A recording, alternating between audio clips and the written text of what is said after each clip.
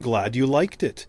Are you planning to deliver this speech somewhere, or do you want any refinements to match your style better? Failure is not the opposite of success. It is part of success. If you look closely at the journey of every great innovator, leader, or creator, you will see a common thread.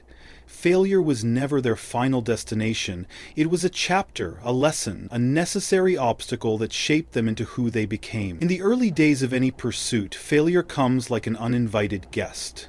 You prepare, you put your heart into something, and then boom, it doesn't work.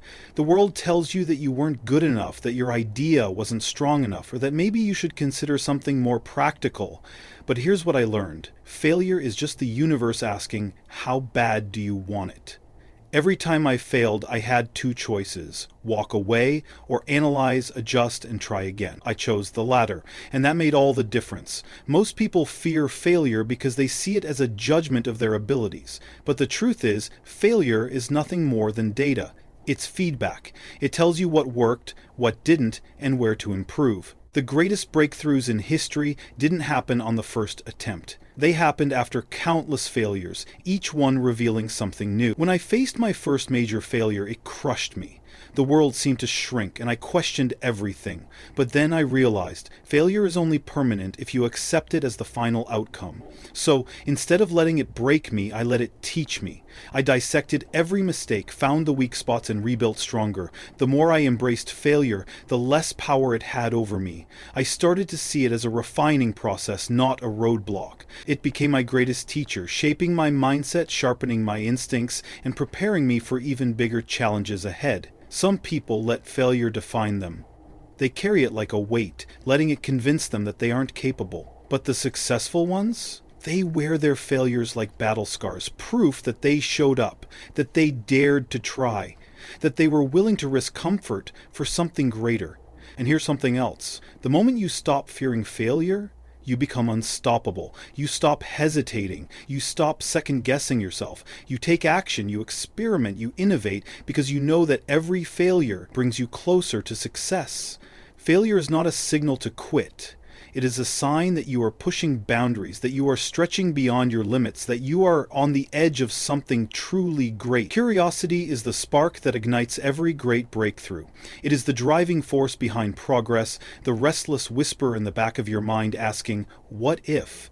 The moment you stop questioning, stop wondering, stop challenging the status quo, that is the moment you stop growing. I have always believed that the greatest enemy of innovation is comfort. The moment you accept things as they are, you put a ceiling on what they can become. But the people who truly change the world, the inventors, the pioneers, the revolutionaries, are the ones who refuse to accept good enough. They are the ones who wake up every day and ask, how can this be better? What hasn't been tried yet? What's missing? Curiosity is not just about asking questions, it's about refusing to be satisfied with the first answer. It's about digging deeper, exploring possibilities that others overlook, and challenging assumptions that most people accept without question. The greatest breakthroughs in history were not born from certainty, they were born from doubt, from wondering if the impossible was actually possible. When I look back at every major success I've had, I can trace it back to a single moment of curiosity. A moment where I refused to take something at face value. A moment where I thought there has to be a better way. And that thought led me down a path of exploration, of experimentation, of trial and error, until finally the breakthrough came. But curiosity alone is not enough. It has to be paired with action. You have to be willing to take risks, to challenge existing models, to break things apart just to understand how they work. And sometimes that means failing. Sometimes that means facing resistance from people who don't see what you see. But that's the price of innovation. Most people are afraid of new ideas. They cling to what is familiar because it feels safe. But safety has never led to greatness. The moment you step outside of your comfort zone, the moment you start exploring the unknown, that's when real magic happens. Innovation isn't about having a single brilliant idea. It's about having the mindset that there is always something more to discover, always another way to approach a problem. It's about refusing to let the limits of today define the possibilities of tomorrow. Some of the most groundbreaking ideas in history came from people who were laughed at, doubted, and even ridiculed. But they didn't stop. They didn't settle for what was already known. They kept pushing, kept experimenting, kept believing that there was something greater waiting to be uncovered. And that is what relentless curiosity and innovation are all about. Never settling, never stopping, never accepting the world as it is, but instead daring to imagine what it could be. Passion is not a luxury, it is a necessary. It is the fire that burns inside you, the force that keeps you moving forward when everything else tells you to stop. Without passion, work becomes just another obligation. Without vision, success becomes an accident rather than an inevitability. Passion is what separates those who simply exist from those who truly live. It is what turns ordinary people into extraordinary leaders, what drives innovation, what fuels late nights and early mornings, what makes the impossible possible. Passion is the reason why some people push past failure, past doubt, past exhaustion, because the thing they are chasing is bigger than their obstacles. But passion alone is not enough. You need vision.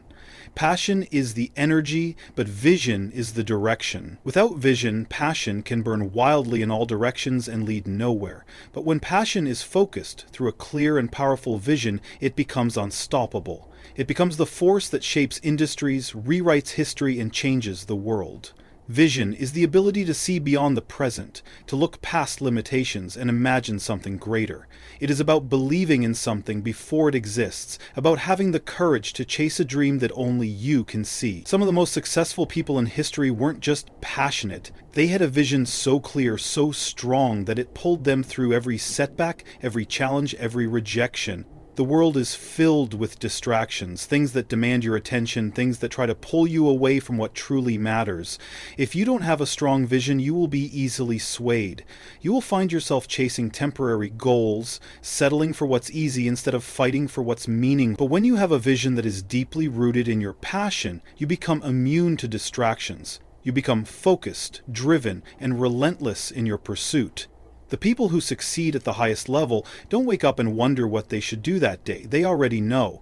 Their vision is so deeply ingrained in them that every decision they make, every action they take, aligns with that vision. They don't waste time on things that don't matter. They don't get lost in the noise. They keep moving forward, step by step, brick by brick, until the world finally catches up to the dream they saw long before anyone else. But here's the truth. Passion and vision are not given to you. They are something you cultivate. They are something you fight for.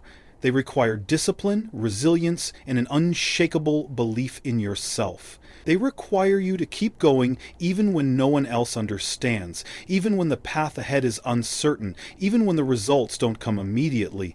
Passion is not about doing something because it's easy or fun. It's about doing it because you can't imagine doing anything else. It's about waking up every day knowing that your work matters, that your efforts are contributing to something bigger than yourself. It's about having a vision so powerful that it becomes the driving force of your entire life. And once you find that kind of passion, once you align it with a vision that is so clear and so strong that nothing can shake it, that is when you become unstoppable. That is when you stop chasing success and success starts chasing you. Success is never a solo journey, no matter how talented, hardworking, or driven you are. You will never reach your highest potential alone. The people you choose to surround yourself with will either elevate you or hold you back. They will either push you toward your goals or pull you away from them. This is one of the greatest lessons I have learned. Who you walk with determines how far you go. The world is filled with different kinds of people.